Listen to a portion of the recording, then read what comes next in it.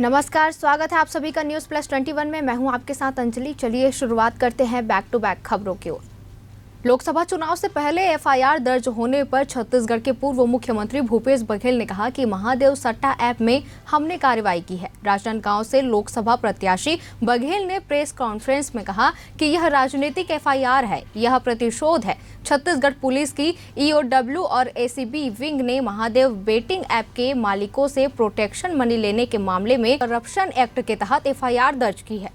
राजधानी के लोगों को पिछले साल की तरह इस वर्ष भी कई समस्याओं का सामना करना पड़ेगा, क्योंकि नगरीय प्रशासन में रायपुर नगर निगम से पहुंची 160 करोड़ रुपए के विकास कार्यों की लगभग 10 फाइलों पर स्वीकृति तो मिल गई है, लेकिन निगम आगे की प्रक्रिया आचार संहिता लागू होने के चलते अब नहीं कर पाएगा। सूत्रों से मिली जानकारी के अनुसार इसमें प्रमुख रूप से जल भराव की समस्या झेलने वाले क्षेत्रों में नाली निर्माण, डमरीकरण, भवन निर्माण, पेयजल समस्या वाले क्षेत्रों में आवश्यकता अनुसार कार्यों का प्रस्ताव नगरीय प्रशासन विभाग को भेजा गया है। ये विकास कार्य नगर निगम के सभी वार्डों में कराए जाने थे, लेकिन अब यह मुमकिन नहीं हो सकता है।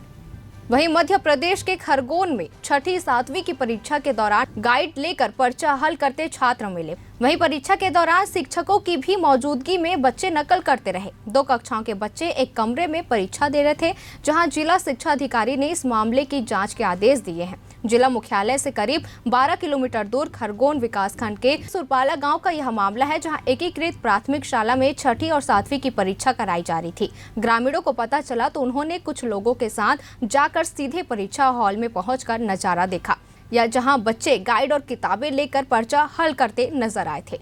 वहीं मथुरा के बरसाना में लड्डू मार होली के दौरान राधा रानी मंदिर में श्रद्धालुओं का सैलाब उमड़ पड़ा। इस बीच राधा रानी मंदिर में सीढ़ी की रेलिंग टूटने से 20 से अधिक लोग घायल हो गए। खुद मंदिर के पुजारी ने न्यूज एजेंसी को इस बात की जानकारी दी है। घटना रविवार शाम की है, जब श्रद्धालु कई घंटों से मंदिर के दरवाजे खुलने का इंतजार कर रहे थे। वहीं पुजारी के अनुसार मंदिर में होली से पहले उत्सव का आयोजन किया गया था। जिस वक्त रेलिंग गिरी तो बड़ी संख्या में श्रद्धालु मंदिर आए हुए थे। न्यूज एजेंसी के मुताबिक बरसाना के सामुदायिक स्वास्थ्य केंद्र के प्रभारी डॉक्टर मनोज वशिष्ठ ने कहा कि घटना के बाद 22 लोगों को केंद्र में लाया गया था और उनमें से अधिकांश को फ्रैक्चर हुआ है।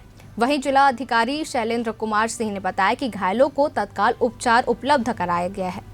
वहीं फ्लिपकार्ट को एक व्यक्ति का आईफोन ऑर्डर कैंसिल करना भारी पड़ गया है। जी हां, अक्सर तो फ्लिपकार्ट सेल का आयोजन करता है और कई ऑफर्स, डील और डिस्काउंट आदि से अट्रैक्ट करता है। कुछ ऐसे ही ऑफर से आकर्षित होकर एक कस्टमर ने आईफोन खरीदा था, लेकिन फ्लिपकार्ट ने बाद में उसे कैंसिल कर दिया।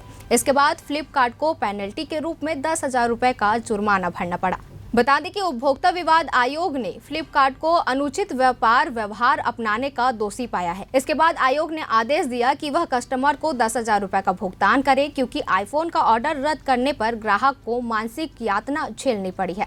दरअसल मुंबई के दरार में रहने वाले कस्टमर ने शिकायत की थी कि उसने 10 जुलाई 2024 को आईफोन का ऑर्डर किया था और 12 जुलाई को आईफोन की डिलीवरी होनी थी, लेकिन 6 दिन बाद उसे एसएमएस में बताया गया कि उसका ऑर्डर कैंसिल कर दिया गया है। वहीं छोटे पर्दे पर सुपर हीरो शो शक्तिमान 90 के दशक का बेहद पॉपुलर हुआ करता था। शक्तिमान के किरदार में दिग्गज एक्टर मुकेश खन्ना भी छा गए थे।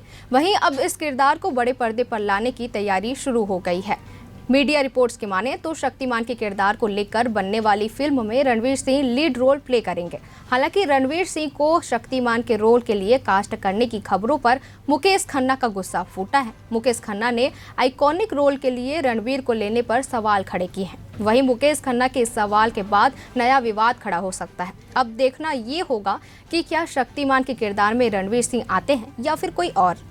सोशल मीडिया पर मशहूर YouTuber Elvis Yadav Noida police की गिरफ्त में है। सांपों के जहर की कथित खरीदी फरोख्त मामले में उसे अरेस्ट किया गया है। पूछताछ में उसने आरोप भी कबूल कर लिया है और बताया है कि पार्टी में शामिल आरोपियों के साथ पहले भी रेव पार्टियों में मिल चुके हैं। उस पर आरोप था कि वह पार्टियों में सांप और सांपों के जहर की सप्लाई करता है। एल्विस यादव ने कबूल किया है कि नवंबर में गिरफ्तार किए गए आरोपियों के साथ उनका संपर्क था और उनसे जान पहचान भी थी। नोएडा पुलिस ने एल्विस को 17 मार्च की शाम को गिरफ्तार किया है। कुछ महीने पहले उसे एक रेव पार्टी में भी देखा गया था, जहां वह अपने दोस्तों के साथ कथित रूप से दुर्लभ सांपों को गले में डालकर डांस पार्टी कर रहा था।